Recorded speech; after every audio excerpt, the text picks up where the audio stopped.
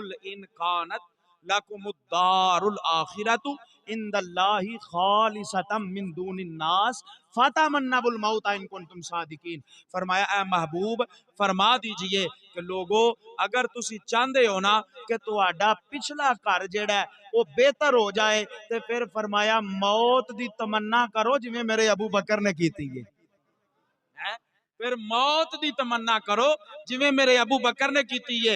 या अल्लाह अबू बकर ने की कीता है? फरमाया अबू बकर हर वेले नबी दे नाल रहा है। जे किधरे तीर आए ने ते अबू बकर ने नबी दा चार चुफेरा घूम के लोकां नूं दस्सिया कि जिधरों भी आएगा पहलू अबू बकर नूं बजेगा ते फिर यार तक जाएगा। अबू बकर ने मेरे नबी दे जिस्म दा एडा को पैरा दिता है। अबू बकर ने मेरे नबी दी शरीयत ते इन्ना को पैरा दिता है। अबू बकर ने मेरे नबी दियां सुन्नतां ते इन्ना को पैरा दिता है। असा अबू बकर नूं आशिकां दा इमाम बना छड़िया है।